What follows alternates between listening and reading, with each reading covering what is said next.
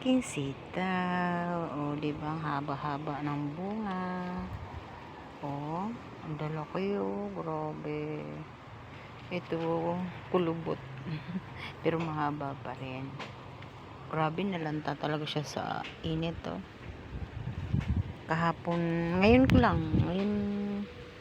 Kahapon ng hapon, tsaka ngayon lang hindi siya nadiligan kasi umalis kami. Ay grabe, matigas na siya. Pahinugin ko na lang ito. Pero ang ganda oh, ang haba oh. Oh, haba. Ayan oh. Hindi pa siya totally, sobrang dami ng bunga pa, isa-isa pa lang. Ayan.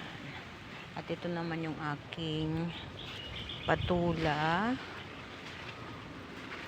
Oh, parang naano siya, naririndi siya sa init. Pati yung bunga ng aking pipino, ayan, nagdidilaw oh.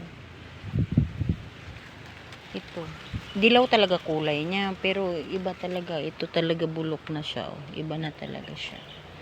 Dilaw talaga ang bunga nito. Ayan, nalanta oh. Sobrang init talaga, kahit madiligan mo siya ng umaga, pag hapon hindi mo siya madiligan. Naku, ay ano nangyari sa kanya? Bakit nagkaganito to? Anong mayroon? Ano nangyari dito? Ba't nagkaputol-putol? Hala. Yung nag-away dito? Nagkaganyan yung aking mulberry. Ayan. Wow! Tumubo na yung bakong tanim kong sitaw.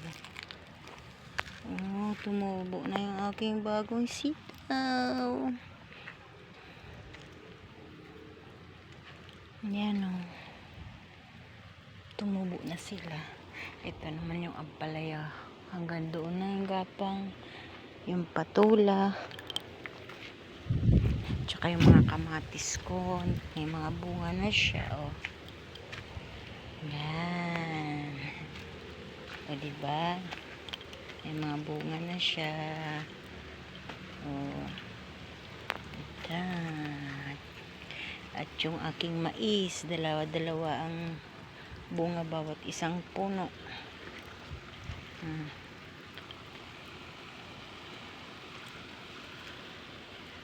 Diba? Ang sarap naman pag masdan pag ganito. Mga tanim mo namumunga na.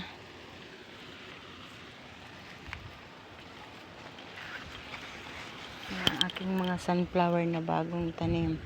Mamumulaklak na oh. Grabe yun, kilaki ng puno niya. Kaso dito walang bulaklak. Hindi katulad dati na nagsanga-sanga yung bulaklak niya. Yan dami. Galing lang ito sa pagkain ng ibon. Diba? At yung pakwan ko, may bunga siya. Maliit lang. Ah, diba?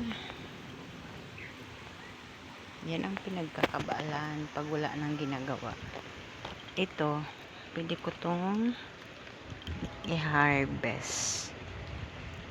Ha-harvestin natin. Kaso ito hindi na kasi matigas na siya. Pahihinugin ko na lang yan para makapagpadami ako ng sitaw. Dito ako sa kabila iikot.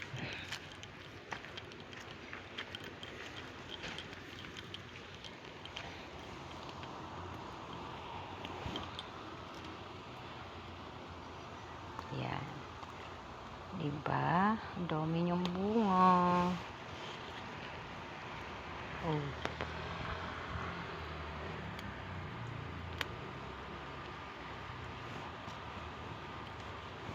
Wow. Oh. 20 pesos na to. Ay, hindi. 30 ata. Isang ganito.